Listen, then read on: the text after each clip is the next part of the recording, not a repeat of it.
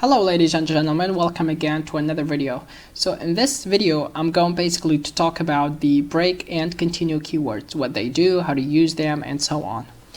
So what is the break keyword? So break keyword is a small instruction. It's written like this: break semicolon. It's an instruction that allows you to quit a loop. So if you're inside the loop and you want to quit for any reason, then you just have to add that break. So that's an instruction. Whenever it gets executed, it quits everything. Just like when you are inside a function and the function hits the word return, it quits no matter what. It quits and return the value that you supplied to it. Okay, break, the same thing here, but just for loops. So let me give you an example. Let's say I'm going to create a for loop here. For I starts at 0, while I is less than 100, I plus plus. Okay, and I'm going to print f I, an integer I. And let's jump to the next line.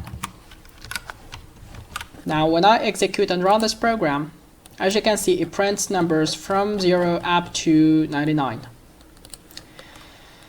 Now, what if I add another if statement? So if I is bigger than 60, then I want to break. Okay? And as I told you, whenever the program executes this break, it's going to quit the entire loop, whether it's a for loop, whether it's a while loop, whatever. Whenever this instruction gets executed, we quit. We just quit.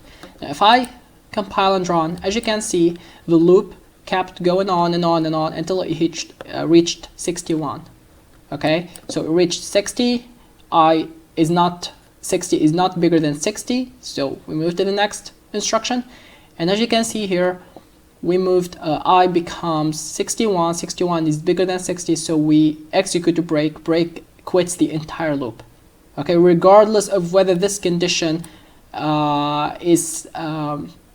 is true or false. Regardless, we just quit no matter what. Okay, so it's basically the same thing for the while loop, for the do loop. So let's do the while loop here. So while I is less than 100, we print fi, and then I gets incremented by 1. And then if I is bigger than 60, then we're gonna break. And as you can see,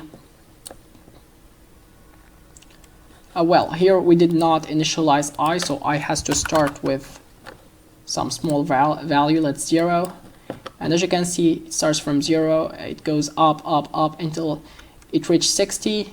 Okay, so when it goes to 61, we break, we stop the execution. We don't go up to the 10 to the 100. Okay. The same thing for the do loop. It's exactly the same thing. So it's do here, and basically this condition becomes here. And if we execute, well, I has, so what we have in here, so there's a missing semicolon there.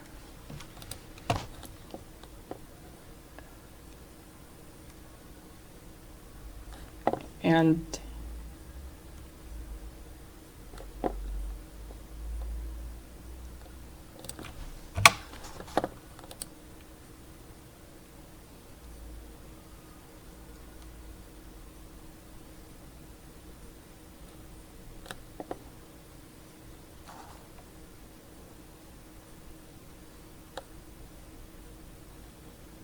yeah, so here I forgot the keyword while.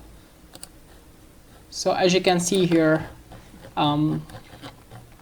it's exactly behave the same way. It goes from 0 up to 60, and then when it reaches the break, it quits.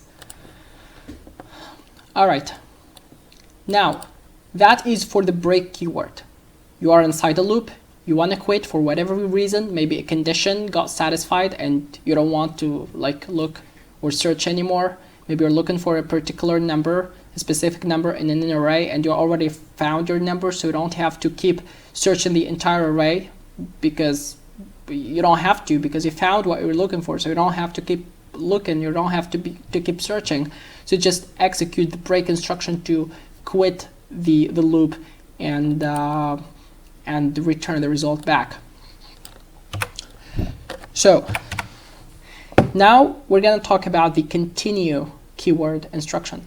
The continue keyword instruction, it works almost the same way just as the break instruction, except that it does not quit the while, it does not quit the loop, it just jumps directly to the next iteration. So that's what it does.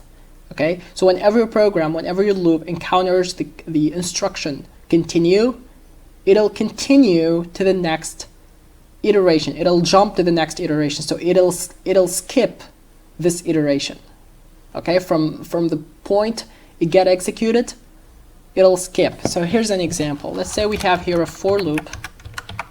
So for I starts 0, I less than 100, I plus plus. So let's say here we want to print all the numbers except the number 60. Okay, so we're gonna print numbers. Let's jump to the next line. So this will print all numbers, right? From 0 to 99. Cool. Now let's say we want to print from 0 to 99 and we want to skip the number 60. So here I'm going to add an if statement. So if I equals 60, then continue.